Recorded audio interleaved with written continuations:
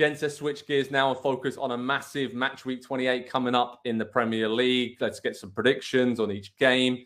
Focusing first on the big game in the title race. Obviously, we have a few games missing this weekend due to the FA Cup action. But the big one in the title battle is Arsenal against Crystal Palace, Nick Mendola. Arsenal, we've spoken a lot about them this week already. The lack of fear in their play, the options they have.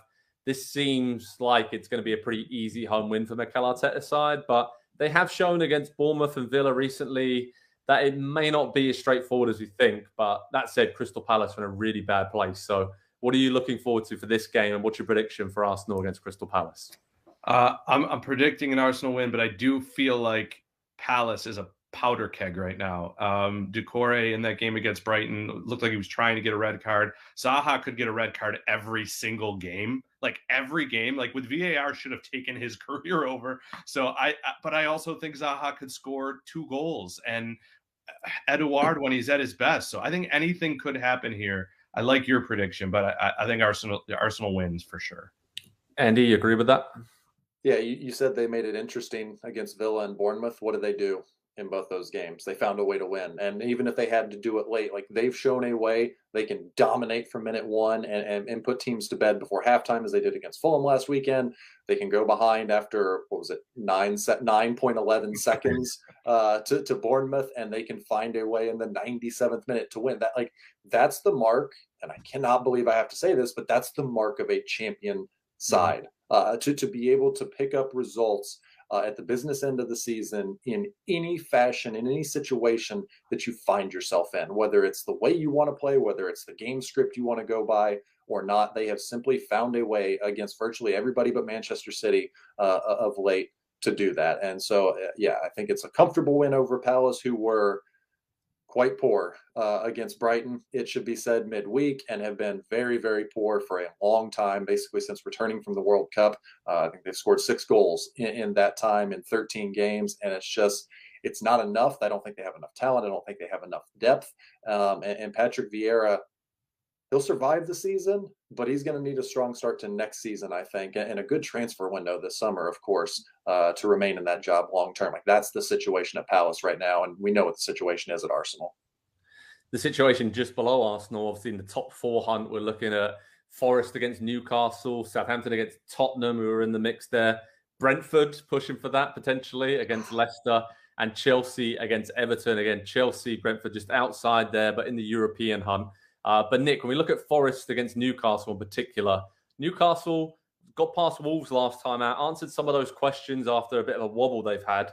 Do you think they can kind of be rejuvenated and get themselves back in this top 4 battle? Because when we look at Liverpool and Tottenham, they've obviously been inconsistent, and we don't really know what we're going to get with those giants week to week. So Newcastle, if they can somehow get their early season form back and get some of their attackers like Almiron and Wilson scoring regularly again, they got a chance of finishing 4th, right? Yeah, I think they're going to win this game, and I think they're going to be in the fight till the end. I don't know that they have enough to get past Tottenham. I think they'll have enough to outlast Liverpool, to be honest with you. I just haven't seen a level of consistency of performance. Newcastle, even when they're drawing games, you're seeing good performances. Although Nick Pope's wobbles lately have been very scary, high-profile mistakes in possession. But I think they win this mostly because Forest has they still don't have Oweniyi back. And there's a question about Brennan Johnson as well, isn't there? Yeah, they got some big players, but they're struggling a little bit right now. So I think it's a good time for Newcastle to play Nottingham Forest. Southampton against Tottenham, Andy. Tottenham, again, we don't know what we're going to get from them, but they won 3 of their last 4 games in the Premier League. So there's a little bit of consistency. Kane and Son scoring last time out in that win against Forest. So they don't have anything else to focus on, just finishing the top 4 once again and relying very, very much so on Harry Kane. I mean, the poor lad's got to have a bad back at this point, the amount he's been carrying them this season. But you kind of feel like, again, this is a good time for Tottenham to play Saints. Saints have on the back of a draw at Old Trafford, demoralising defeat midweek at home against Brentford. Don't have a huge squad. Don't have a lot of goal scoring chances or people who are going to put those chances away. So all signs here are pointing to a big Spurs win away at St Mary's. Yeah, got to be the first time in a long time that Spurs are going to be the fresher team when they take the field. And they have dropped a lot of points and lost a lot of games to teams that they shouldn't be losing to since returning from the World Cup. They haven't drawn a game since Boxing Day, the first game back from the World Cup. It's either been a couple of big upset wins, grinded out wins over quite poor teams that they should be beating comfortably, or losing to teams that they've had no business losing to. And it is the lack of a consistent anything, a second fiddle in any part of the field to Harry Kane. He's got 20 goals again this season, and it almost doesn't matter at this point because Son has fallen off so sharply from last season and just the fatigue of the World Cup and everything. And he's 30 years old now. It might be who he is at this point of his career. Kulishevsky's been hurt all season. Bentancur out for the rest of the season with the torn ACL.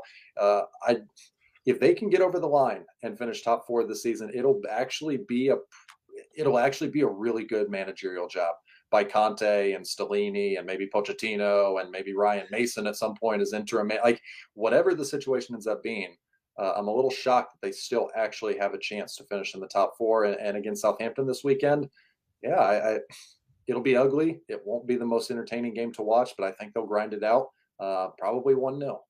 Yeah, I agree with that. I think it'll be really tight. Saints will keep it tight, given that they're in the bottom of the table and they're trying to just scrap for any point they can get. But I just feel like Kane, Son, Richarlison, whoever's up there this weekend, I feel like one of them is just going to produce a moment of magic to win that game.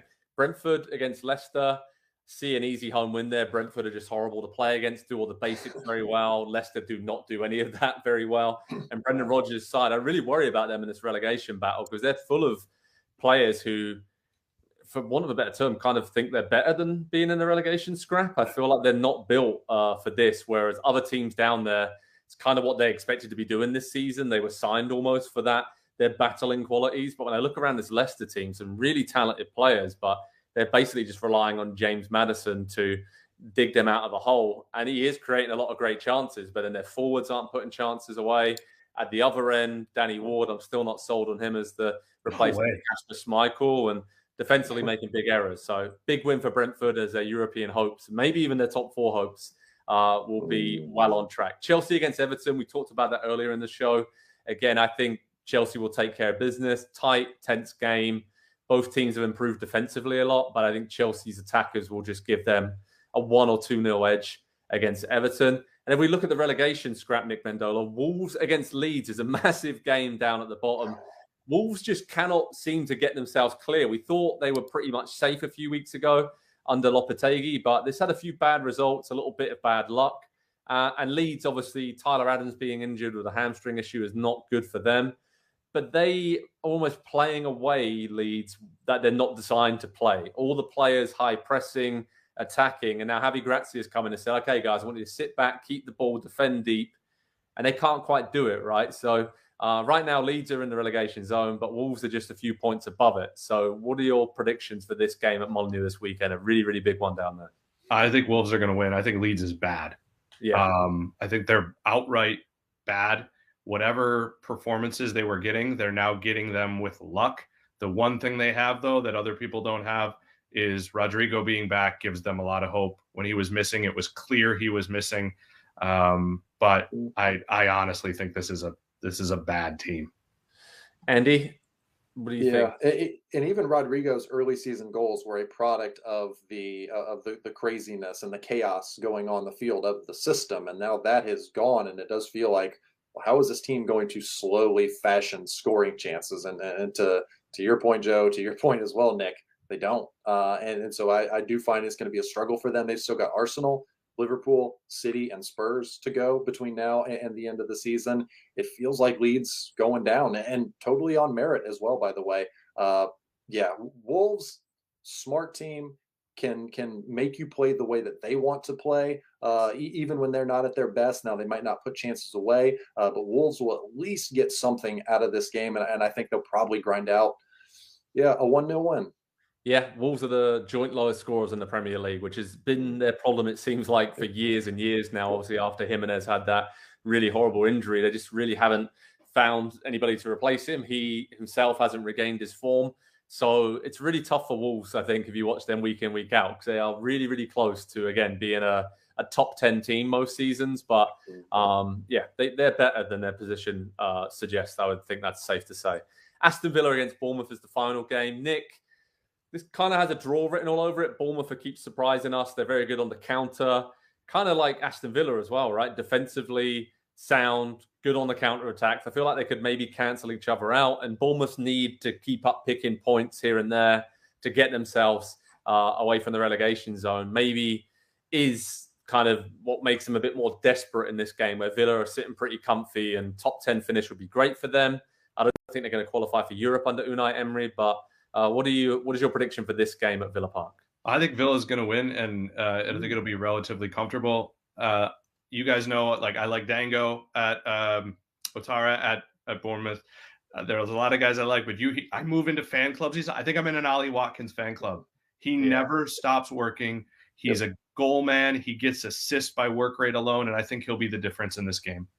Absolutely. All right. Well, that is Match Week 28. Preview, predictions, all done and dusted. Head over to Pro Soccer Talk on NBCSports.com for all the previews, how to watch information, stream links, in-game reaction and analysis, and of course our video highlights on the site, and our analysis, expert analysis, shall I add, after all these games this weekend, gents. So it's a big one to set the tone for a lot of these teams as we head into the international break. And wherever they are on the table after this, it's going to be a long international break for some of these teams and their fans thinking about what is to come. Hi there, I'm Rebecca Lowe, studio host for NBC's coverage of the Premier League. Don't forget to hit subscribe to watch more videos all season long. For even more Premier League content, from original series to live matches, head over to Peacock and be sure to tune in for Premier League mornings every weekend on USA Network and on Peacock. We will see you over there.